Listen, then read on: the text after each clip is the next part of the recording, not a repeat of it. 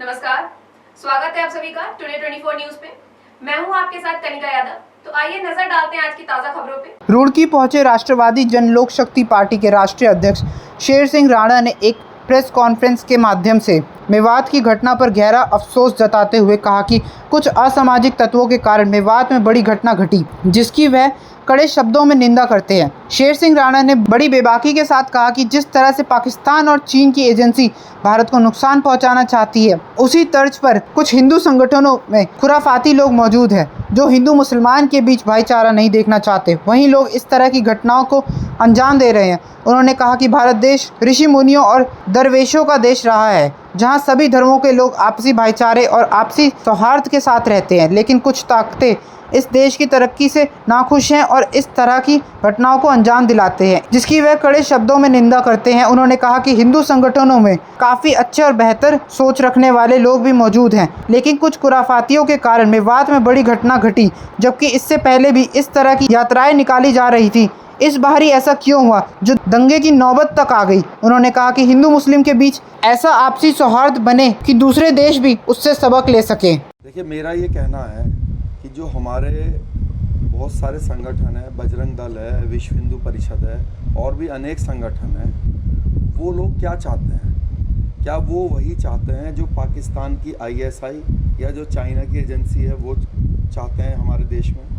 अगर आप इस पर थोड़ा सा विचार करेंगे तो पाकिस्तान की जो एजेंसियां हैं वो ये चाहती हैं कि भारत के अंदर दंगे हों, हिंदू मुसलमान में आपस में ना बने और यहाँ पर लड़ाई होती रहे, और जिसके कारण इन दंगों के कारण जो है जो हमारा देश लगातार जो है तरक्की के रास्ते पे जा रहा है, लोग यहाँ डरने लगे हैं, मल्टीनेशनल कंपनीज जो हैं वो डरने लगे हैं कि भारत में फैक्ट्रियाँ ना लगाएं। तो अगर हम इस तरह का माहौल पैदा कर रहे हैं और उसमें हम लोग वही काम कर रहे हैं जो दूसरे देश की एजेंसियाँ चाहते हैं, तो हमें विचार करने की ज़रूरत है, क्या हम देशभक्त हैं? तो इसीलिए मैं अपने भाइयों से ये चाहूँगा कि देखिए, अगर नूह में जो घटना हुई है वो कई वर्षों से वहाँ पे यात्रा निकाली जा रही थी।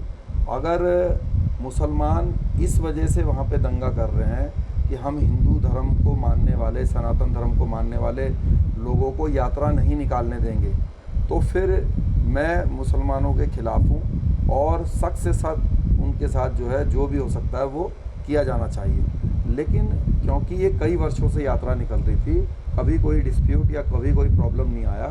इसी बार क्यों आया? वो इसलिए आया क्योंकि कुछ खुराफाती लोग जो इन संगठनों से भी वास्ता रखते हैं, इस संगठन में बहुत अच्छे लोग हैं, बहुत धार्मिक लोग हैं, लेकिन कुछ खुराफाती लोग जो इस तरह की बात बोल रहे थे कि भाई तुम्हारे जीजा आ रहे हैं या फिर तुम अपने दामाद का ध्यान रखो, हम आ रहे हैं, तो उस कारण से जब आप किसी को चैलेंज करेंगे तो मुझे लगता है कि फिर प्रतिक्रिया होगी और माहौल भी ख़राब होगा। तो मेरा निवेदन है, देश में कोई भी जो अपने आप को राष्ट्रवादी मानता है उसको ये विचार करना चाहिए कि पाकिस्तान फेल क्यों हुआ, पाकिस्तान आज उस स्थिति में क्यों पहुंच गया कि वहाँ पे रोटी के भी लाले हैं। वो इसलिए पहुंच गया क्योंकि कोई भी पूरे वर्ल्ड की मल्टीनेशनल कंपनीज़ वहाँ पर काम करने के लिए तैयार नहीं है। काम क्यों नहीं करने चाहते?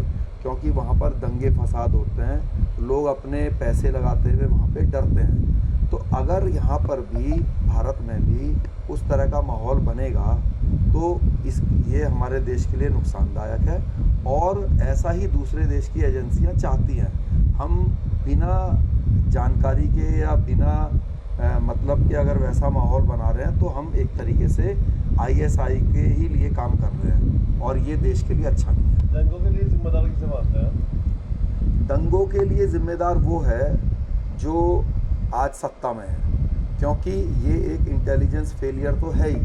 इसके अलावा मुझे ऐसा भी लगता है, अगर सिर्फ नूह दंगों की मैं बात करूं, तो क्योंकि के कुछ समय से राजपूत और गुर्जर भाइयों को लेकर हरियाणा के अंदर सम्राट मिहिर भोज जी को लेकर थोड़ी आपस में मनमुटाव चल रहा था, और इस बात के लिए एक संघर्ष चल रहा था कि सम्राट मिहिर भोज किस जाति और किस समाज में पैदा हुए। तो क्योंकि ये फरीदाबाद जो लोकसभा है, वहाँ पे केंद्रीय मंत्री जो कृष्ण पाल गुर्जर का वो लोकसभा क्षेत्र लगता है, नूह जो है, और वो फरीदाबाद से ही सांसद है। तो मुझे लगता है कि शायद ऐसा महसूस किया गया होगा कि बिना राजपूत वोट के तो लोकसभा सीट फरीदाबाद की वो नहीं जीत सकते।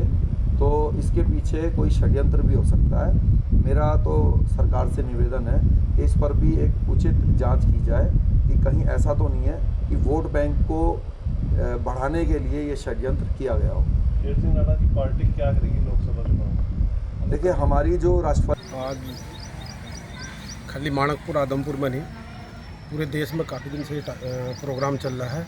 हमारे यशस्वी प्रधानमंत्री माननीय नरेंद्र मोदी जी के नेतृत्व में, और उनकी एक ये बहुत लंबी सोच है। आज तक हम कुछ शहीदों का सम्मान करते रहे, क्योंकि हमें पता नहीं चल पाया हमारे देश में कितने शहीद हैं। हमारे देश में लाखों करोड़ों शहीद हुए देश की आज़ादी के लिए। प्रत्येक गांव से काफ़ी शहीद हुए हैं। तो हमारे प्रधानमंत्री नरेंद्र मोदी जी की एक मुहिम है। इन्होंने हर गांव में एक शिलापट कार्यक्रम है, मेरा माटी मेरे देश के माध्यम से सभी गांवों में एक शिलापट लगवाया गया। उसमें शहीदों के नाम अंकित करे गए, और आज उसी के संबंध में हमारे यहाँ कार्यक्रम था। हमारे शहीद राजा उमराव सिंह और शहीद फतेह सिंह, मैं उनके चरणों में नमन करता हूँ। उन्हीं के सम्मान में ये शिलापट लगा, उन्हीं का नाम अंकित हुआ शिलापट पर। आज के लिए बस इतना ही। बने रहिए टुडे 24 न्यूज के साथ।